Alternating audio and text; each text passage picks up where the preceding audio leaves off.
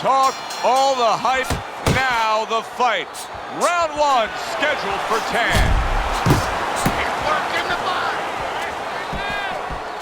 Power puncher versus the high stamina fighter. How does the high stamina fighter want this fight to unfold as it goes on? Well, the high stamina fighter, what he wants to do is he wants to get a lead. Get the lead, go out there quick out of the gate, and then later on you have the power puncher looking for one shot at a time. He's going to be searching them all night, and he's never going to find them. Double jab right to the face.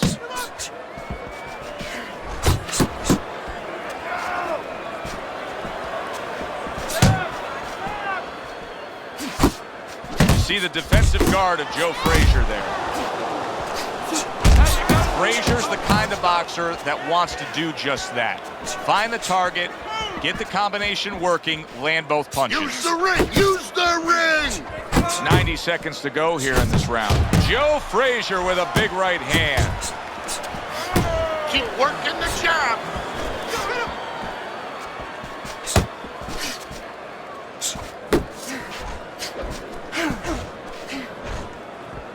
Tyson's defense is now serving him well. Nice job blocking that punch. Just knifing up with that uppercut by Joe Frasier. Move your head. Eddie, he did a smart thing right there. Just created enough space and then landed the counter punch. Looked like the will of the wisp, the old great Willie Pep. Made him miss, made him pay. That was not well targeted by Mike Tyson. Nice work with the double jab to the midsection.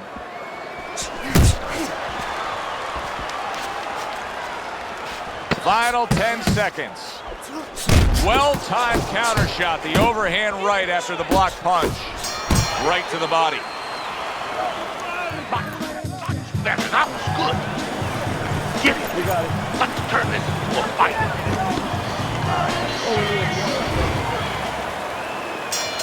Here we go. Round two is underway. Good return fire that time. Frazier's got a bad cut now that's opened up on his cheek.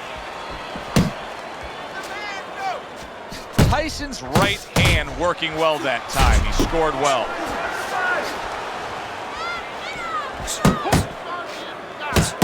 Blocks that punch.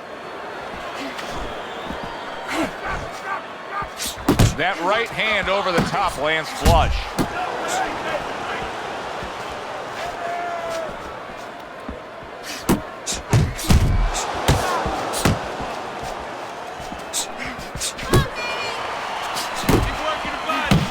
Doubling up that jab, it serves him well to the body.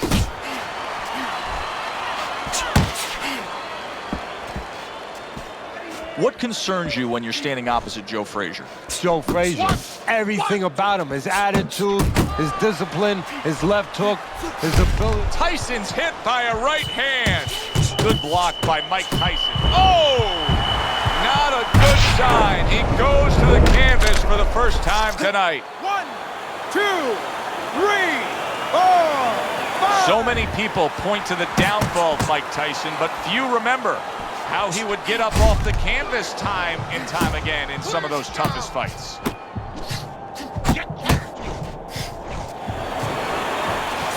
Back to the body. He gets off with a combination up top. Tyson's right hand did a nice job that time. That worked well for him.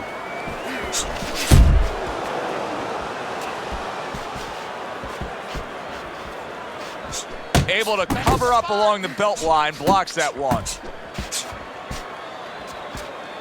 Just 10 seconds to go here in the second round. What a hook to the head by Joe Frasier. End of the round. So he scores the knockdown and now heads back to his corner. Teddy, do you ever have to calm a guy down after he scored a knockdown? That's a really great point, because a lot of times that can be the turning point, but not for your guy that scored the knockdown, for the other guy. Because sometimes when you score a knockdown, you start to think it's going to be an easy night. And you forget what you knew when you came in, that it wasn't going to be an easy night. You're going to have to bring all the tools out of the tool shed. And it's important to remember that. Tyson's coming out here after being knocked down in the previous round. How important is it for him to be cautious here, to make sure that he does have his legs underneath him? You know, it's a little bit of a double-edged sword there, Joe, because if you're too cautious, hey, your opponent, he reads it. You're not in that ring alone, you know, and then he's going to get more aggressive. So you want to go out there, maybe feint him a little bit. Let him think you're okay. Let him think you want to go after him. Let him think you want to engage a little bit, and then wind up boxing, staying on the outside, buying some time. Coming to the halfway point of this third round. Keep moving. Keep moving. Focus. A crushing two-punch combo by Joe Frazier. And now just wasting away some time with that clinch. Successfully targeting the head. That was well done by Joe Frazier. Mike Tyson digs deep with a big uppercut.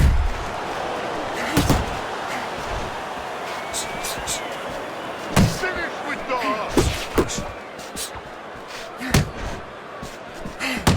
A little something for his opponent after getting tagged. Cover up. Cover up.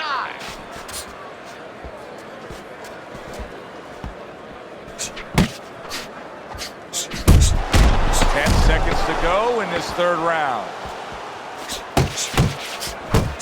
Nice work, the left hand to the head. And that's the end of round 3. The quick takeaway from the first 3 rounds is that one guy's got the higher punch output, the other one's lagging behind. As we start round number 4, Teddy's scorecard 3 rounds to none. Yeah, the one guy with the high punch rate, the reason he's winning and the reason why he's effective is he's in the geography of the ring he needs to be, in tight. Shake it off. Very nice work with the double jab up top. Joe Frazier's doing good damage with the combination punching. Well, right there's a good example of the benefit of combination punching. You miss the first or the second, the third and the fourth, they land. Goes up top with a right hand. Joe Frazier's got to deal with a cut cheek.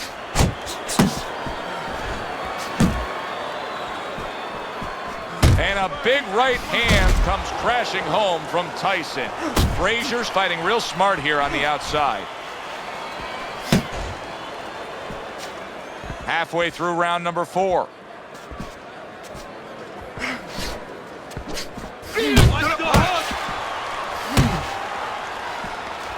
Huge uppercut from Smokin' Joe. Joe Frazier's missing the mark by a mile. That just was nowhere to be found. That's a big right hand. Look at the accuracy with that hook-up stick. Oh, that's gotta hurt. How much more can Tyson take? Not the first time this has happened tonight. 1, 2, 3, 4, 5. Tyson's rising back up. That takes some guts. Unload. Unload. More punches. Very nice work to the head. The right hand landed. Now hugging on the inside.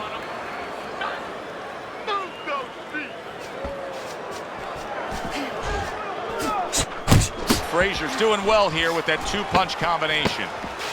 4th round now with his last 10 seconds. If there was a baseball umpire around, he'd call that a strikeout by Mike Tyson.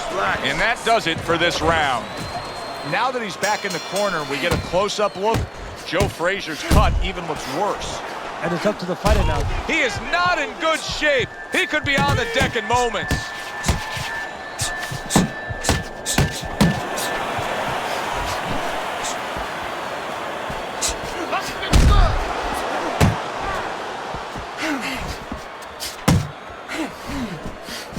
Do you see any way in which he can take his opponent's aggression and turn it against him?